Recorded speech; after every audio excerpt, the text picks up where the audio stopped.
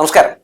കേരളത്തിന്റെ മുഖ്യമന്ത്രിയായി സത്യപ്രതിജ്ഞ ചെയ്യാൻ പോകുന്ന വി.ഡി. സതീശന് കേരള ന്യൂസ് 60യുടെ അഭിനന്ദനങ്ങൾ. നല്ല മികച്ച മുഖ്യമന്ത്രിയായിരിക്കാൻ കഴിയട്ടെ. ജനങ്ങൾക്ക് കൊടുത്ത വാഗ്ദാനങ്ങൾ താങ്കൾക്ക് നിറവേറ്റാൻ കഴിയട്ടെ.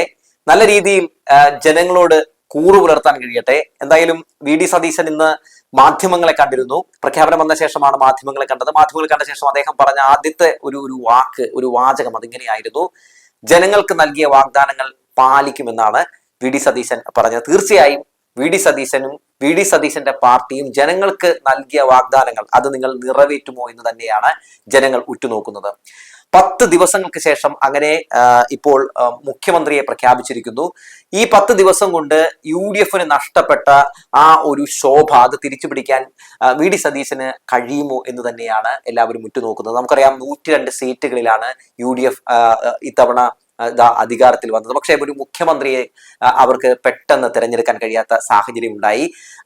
10 ദിവസങ്ങൾക്കിപ്പുറമാണ് ഇപ്പോൾ സർക്കാർ ഇവിടെ കേരളത്തിൽ ഒന്ന് അധികാരത്തിൽ വരാൻ പോകുന്നത് പോലും. അതുവരെ ഭരണസ്തംഭനമാണ് ഇവിടെ നിലനിന്നിരുന്നത്. ഒരു സർക്കാർ രൂപീകരിക്കാൻ പോലും കഴിയാത്ത കഴിവുകെട്ട നേതൃത്വമായി UDF എന്നൊക്കെ സ്വന്തം പ്രവർത്തകർ പോലും പറയുന്ന കാഴ്ചകൾ ഈ 10 ദിവസത്തിനുള്ളിൽ നമ്മൾ കണ്ടു. ചേരി തിരിഞ്ഞ് മുഖ്യമന്ത്രി കസേരയ്ക്ക് വേണ്ടി അടികൂടുന്ന VD-യെയും RC-യെയും KC-യെയും നമ്മൾ കണ്ടു. അവരുടെ അനുയായികൾ തെരുവുകളിൽ അങ്ങോട്ടേക്കും ഇങ്ങോട്ടേക്കും ഫ്ലെക്സുകൾ വെച്ച് യുദ്ധം ചെയ്യുന്നതും അത് പിന്നീട് കയ്യാങ്കളിയിലേക്ക് മാറുന്നത് വരെയും ഒക്കെ നമ്മൾ കണ്ടു. അങ്ങനെ അവസാനം എല്ലാത്തിനും ഒടുവിലാണ് വി.ഡി. സതീശൻ മുഖ്യമന്ത്രിയായി മാറുന്നത്. നമുക്കറിയാം ഇതിനിടയിൽ AICC നിരീക്ഷകർ ഇവിടെ എത്തുകയും മുഗൾ വാസ്നിക്കിന്റെ നേതൃത്വത്തിലുള്ള സംഘം 102 MLA-മാരോട് അവരുടെ അഭിപ്രായങ്ങൾ ചോദിച്ചു പോവുകയും ഒക്കെ ചെയ്തിരുന്നു. അതിൽ ഭൂരിഭാഗം ആളുകളും KC-യുടെ പേരാണ് പറഞ്ഞതെങ്കിലും പക്ഷേ നറുക്ക് വീണിരിക്കുന്നത് വി.ഡി. സതീശനാണ്. എന്തുകൊണ്ടെന്നാൽ ജനവികാരം മാനിച്ച് എന്നാണ് പലരും പറയുന്നതെങ്കിലും സത്യത്തിൽ അതല്ല യാഥാർത്ഥ്യം എന്നുള്ളതാണ് വസ്തുത. അതായത് വി.ഡി. സതീശന്റെ PR സംഘം നല്ല രീതിയിൽ പണിയെടുത്തു. വി.ഡി. സതീശന്റെ PR സംഘത്തിന് KC വേണുഗോപാൽ വിരുദ്ധത പ്രചരിപ്പിക്കാൻ, അതായത് പിണറായി വിരുദ്ധത അവർ പ്രചരിപ്പിച്ചതുപോലെ KC വേണുഗോപാൽ വിരുദ്ധത പ്രചരിപ്പിക്കാൻ കഴിഞ്ഞു. KC വേണുഗോപാൽ ഒരു BJP ഏജന്റ് ആണെന്നും KC വേണുഗോപാൽ എന്ന് പറയുന്ന വ്യക്തി മുഖ്യമന്ത്രി ആയിട്ടുണ്ടെങ്കിൽ ആലപ്പുഴയിൽ നിന്ന് ശോഭാ സുരേന്ദ്രൻ ജയിച്ച് സഭയിലെത്തുമെന്നും മാത്രമല്ല KC വേണുഗോപാൽ ഈ പാർട്ടിയുടെ തന്നെ വലിയ ശത്രുവാണെന്നും ഒക്കെ വരുത്തി തീർക്കാൻ വി.ഡി. സതീശന്റെ PR സംഘത്തിന് കഴിഞ്ഞു എന്നുള്ളതാണ്.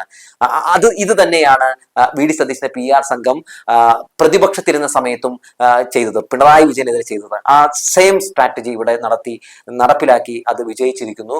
ആ PR വർക്കിന് മുമ്പിൽ KC വേണുഗോപാലിനും ഹൈക്കമാൻഡിനും മുട്ടുകുത്തേണ്ടി വന്നിരിക്കുന്നു. അങ്ങനെ എന്തായാലും വി.ഡി. സതീശന് നടക്കു വീണിരിക്കുന്നു. വി.ഡി. സതീശൻ മുഖ്യമന്ത്രിയായിരിക്കുന്നു. ഇനി വി.ഡി. സതീശന്റെ മുമ്പിൽ നിരവധി കടമ്പകളാണ്. ഒപ്പം വി.ഡി. സതീശൻ ആർക്കൊക്കെ ഭീഷണിയാകും പാർട്ടിക്കകത്തെന്ന് ചോദിച്ചാൽ തീർച്ചയായും KC വേണുഗോപാലിനെ ആരൊക്കെ പിന്തുണച്ചു എന്നുള്ള കാര്യത്തിനെ കുറിച്ച് നല്ല ധാരണ വി.ഡി. സതീശനുണ്ട്.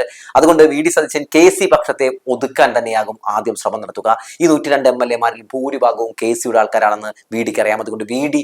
ഈ മുഖ്യമന്ത്രി ആയിരിക്കുമ്പോൾ അദ്ദേഹത്തിന്റെ മന്ത്രിസഭയിൽ മന്ത്രിമാരായിട്ട് വരിക പൊതുവെ കോൺഗ്രസിൽ നിന്ന് വരിക അദ്ദേഹത്തിന്റെ അനുയായികൾ തന്നെയാകും. അങ്ങനെ വരുമ്പോൾ പക്ഷേ മുഹമ്മദ് ഷിയാസ് അടക്കമുള്ള ആളുകളൊക്കെ ഈ മന്ത്രിസഭയിൽ കയറിക്കൂടാനുള്ള സാധ്യത തള്ളിക്കളയാൻ കഴിയില്ല. കാരണം വി.ഡി. സതീശനെയൊക്കെ വലിയ രീതിയിൽ തന്നെ പിന്തുണച്ച് ഒരു ഫാൻസ് അസോസിയേഷൻ പോലെ പ്രവർത്തിക്കുന്ന ഒരു വ്യക്തിയാണല്ലോ മുഹമ്മദ് ഷിയാസ് ഒക്കെ. ഷിയാസ് അതുപോലെ തന്നെ VT ബൽറാം ഇവരെ പോലുള്ള ആളുകളൊക്കെ ഒരു പക്ഷേ മന്ത്രിസഭയിൽ ഉണ്ടാകാനുള്ള സാധ്യത നിലവിലുണ്ട്. ഒപ്പം ലീഗ് അടക്കമുള്ള ഘടകകക്ഷികൾ വി.ഡി. സതീശനെയാണ് പിന്തുണച്ചിരുന്നത്. ആ പിന്തുണയൊക്കെ വി.ഡി. സതീശന് വലിയ രീതിയിൽ തന്നെ ഗുണം ചെയ്തിട്ടുണ്ട്.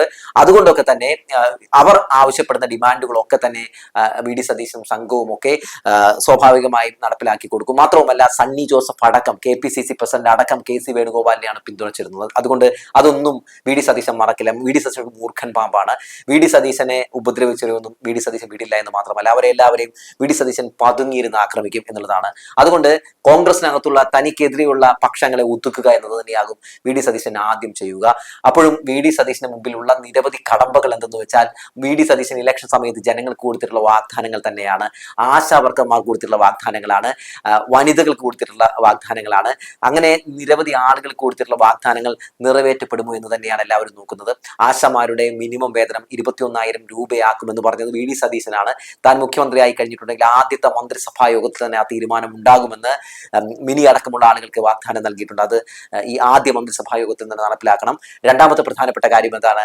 അതായത് ഈ നഴ്സുമാരുടെ മിനിമം വേതനം 45,000 രൂപയാക്കുമെന്ന് പറഞ്ഞിട്ടുണ്ട്. അത് നടപ്പിലാക്കണം. 3,000 രൂപ വെച്ച് ഈ മാസം മുതൽ തന്നെ എല്ലാ ആളുകളുടെയും കയ്യിലേക്ക്, അതായത് 64 ലക്ഷം ആളുകളുടെ കയ്യിലേക്ക് പെൻഷൻ കൊടുക്കണം.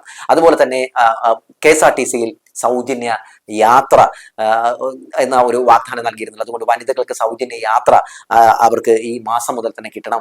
അതുപോലെ തന്നെ സ്കൂൾ തുറക്കാൻ പോവുകയാണ്. പാഠപുസ്തകങ്ങൾ കയ്യിലേക്ക് കിട്ടിയിട്ടില്ല കുട്ടികളുടെ. അത് കറക്റ്റായിട്ട് സ്കൂൾ തുറക്കുന്നതിന് മുമ്പ് എങ്ങനെയെങ്കിലും എത്തിക്കാനുള്ള ശ്രമങ്ങൾ നടത്തണം. അതുപോലെ നിരവധി കാര്യങ്ങൾ, കടമ്പകളാണ് VD സതീശന്റെ മുമ്പിലുള്ളത്. VD സതീശന് ഈ ഒരു 2-3 മാസം ഏറെ നിർണായകമാണ്. കാരണം ഈ 2-3 മാസത്തിനുള്ളിൽ VD സതീശൻ പറഞ്ഞിട്ടുള്ള കാര്യങ്ങളൊന്നും നടപ്പിലാക്കിയില്ലെങ്കിൽ സ്വന്തം പാർട്ടിയിൽ നിന്നും തന്നെയുള്ള അടികളും പല രീതിയിലുള്ള വെല്ലുവിളികളും ഒക്കെ VD സതീശനെ നേരിടേണ്ടി വരും. VD സതീശൻ ഇപ്പോൾ ഈ മുഖ്യമന്ത്രി ആകുന്നതിന് വേണ്ടി കാണിച്ചു കൂട്ടിയ PR വർക്കുകളും അത്തരത്തിലുള്ള ഈ ഒരു പബ്ലിസിറ്റി സ്റ്റണ്ടും ഒന്നും പോരാതെ വരും അതിനു മുമ്പിൽ പിടിച്ചു നിൽക്കാൻ. കാരണം ഇനി പണിയെടുക്കണം, ഇനി പണിയെടുത്ത് ജനങ്ങളെ കയ്യിലെടുക്കണം. ഞങ്ങളൊക്കെ പറയുന്നതൊക്കെ പ്രവർത്തിക്കുന്നവരാണെന്ന് കാണിച്ചു കൊടുക്കണം. അങ്ങനെ കാണിച്ചു കൊടുത്തില്ലെങ്കിൽ തീർച്ചയായും ഈ ഒരു 5-6 മാസത്തിനുള്ളിൽ തന്നെ UDF സർക്കാർ നിലംപതിക്കും.